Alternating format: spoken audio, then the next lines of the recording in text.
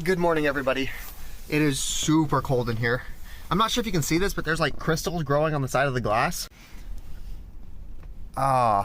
It's freezing. Honestly, I'm hesitant to even start my car because I'm worried that like I'm gonna break the engine again. We're not sure where this engine came from. This was just like a used engine that they got somewhere. It has like 180,000 miles on it. It's funny, in my last video, somebody commented that, oh no, you're having so much problems, $4,000 for a new engine is terrible. And then they recommended that I go travel abroad, because that was easier. Like, bruh, I had so many more problems when I was traveling internationally than a $4,000 bill for a car. Now we've got to get out of this sleeping bag and into like day clothes. It's funny, I made sure to lock up all of my stuff, just in case like the mechanics decided to be shady or whatever. But honestly, they could have got in here anyway. Okay, you guys go in here. And I just realized I also gave them the key, which is how you unlock that, so they wouldn't have even needed to break it at all. They could have just like, Let's go ahead and head back into the trunk. Yeah, like look at that. Because you'll remember that last night I set this up so that this battery pack is charging this battery. This is probably charged now and this guy is drained. So we're going to unplug this. Put this aside, red comes off, black comes off. We'll just put this down here. So this comes over here, we're gonna take this inside. Okay, there we go. You go right there. Yep, it's 0%, it is completely dead. There we go, this goes into there, flip the switch, turn it on. Now, as we drive, this should charge up the battery pack. Let's go start the engine and see how she does. Good, cool. We are gonna let this warm up for a bit, and then we are gonna go head to McDonald's. I am noticing that this little computer thing is turning off and back on a lot, which is not good. That wasn't doing it before. Anyway, let's go to McDonald's.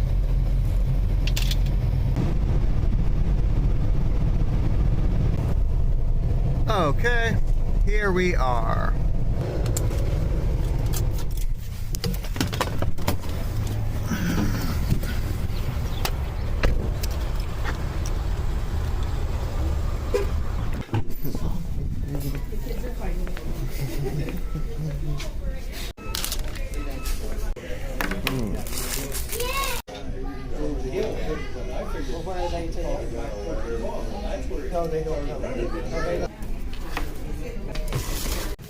Okay, I'm gonna go head back to my brother's place.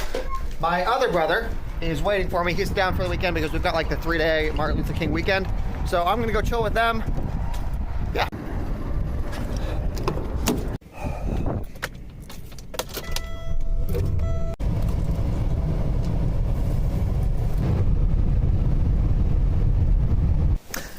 This is at 11% right now. I'm actually gonna take this inside and just charge it from the wall because I'm here. And I can. This is seriously something that I do whenever I'm staying at a friend's house or I'm staying at a hotel, is I plug in all of my devices and I try to take advantage of all of the free electricity that I have, because this is what keeps me warm at night. Now, you might think that today is gonna be a chill day because it's the weekend and we're just gonna sit back and relax, but no, we are going to do more car work. Let me show you what we're up to. Okay, one of the problems with my car is that the heat doesn't work on both sides. Like the hot air can go into this side, but it doesn't go into this side because one of the flaps that like changes the direction of the air is broken. So we need to go into the glove box, pop out the little control valve so that the heat can go into all of them together. See, in a lot of newer cars, you have the option to change the heat on the driver's side and the heat on the passenger side. But this doesn't work. No matter how hot or cold I turn this, these are always just cold air. I believe that the component that we're looking for is actually under the glove box here, so we need to basically take the glove box out. You'll find the actual blend door actuator online. This was like 20 bucks, pretty cheap. First thing we have to do is we have to get our tools. This is a pretty simple job. You can do it with just like a socket set. Yes, there we go. The first part is really easy. What you gotta do is open the glove box and you'll see that there's two foam things right there. Undo them so that your glove box will fall down. The component we're gonna be replacing is right there. You unplug this cable right here, it's pretty easy. And then we're just gonna unscrew this and pull it out. Like I said, you can do this with just a simple ratchet set, and then it's a small one like this. Then after loosening those few screws, the old component comes out and we can pop the new one in. Now, before we actually bolt this in, we're going to test it by connecting the electrical connections and then twisting the temperature gauge. If we see this little white thing twisting right here, then we know that it works.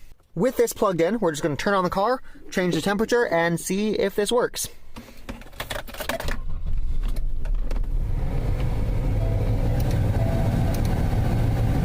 Look at that, perfect. Now we can just screw this guy in and we should have working air on both sides of the car.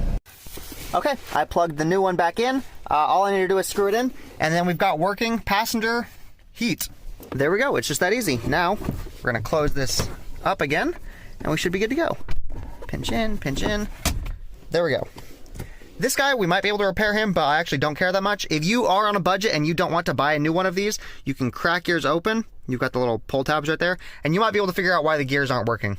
But I'm perfectly fine paying $18 for a new one that I know will last for a long time. Now we just put the tools away and we are good to go. While we're here, we might as well actually do laundry. This is probably gonna be my last weekend here with my brother, so I'm gonna take advantage of the washing machine while I have it.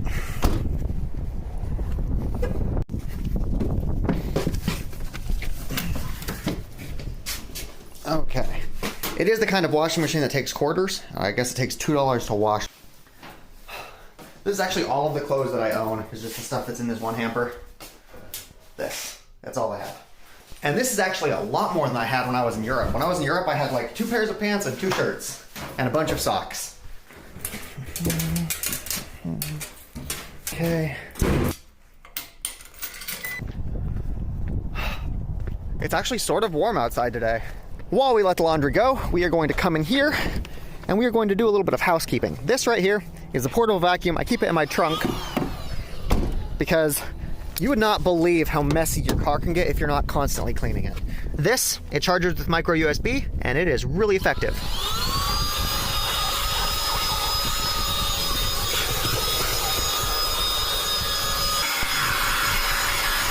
Actually, for these things, you just take them like that, boom. The only downside of this vacuum is that it's not that large in terms of like capacity, to where you need to drain it fairly frequently. You need to like dump it out. But of course it's really easy to do. You just twist the top off, pull it out, and then, where is this? Yeah. And then drain it. I would say the battery lasts long enough to vacuum your car 2 or 3 times, but rather than paying quarters at like a car wash and having to like actually pay money to vacuum your car out, this is a much better option. It's been a minute. Let's go check the laundry. Yep, it's done. Something you guys might find interesting, at least I know I did, is that laundromats are a very American thing. Like places where you can just put quarters in and do your laundry. Super American. Like very, very rare to find something like this in Europe.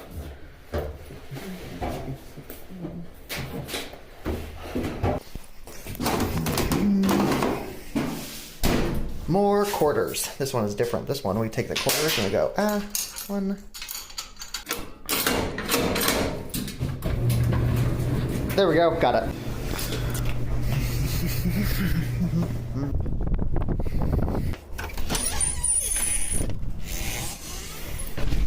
$3 for a load of laundry? I think that's a pretty good deal. It's not free, but I think $3 is fine. Now we're gonna take this guy back into the car.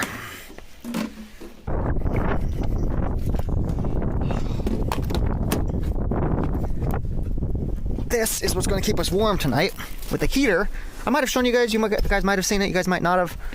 See, this guy has regular US like outlets, so we just plug a heater in there and that can keep us warm all night. And by all night, I mean roughly 5 hours. Our laundry is probably done. I hope it's really warm. I mean, it's fine. The way that I have this segregated is socks and stuff go on this side, pants and shirts go on this side, and then this one is my dirty clothes. So, shirt here, jeans here, socks there.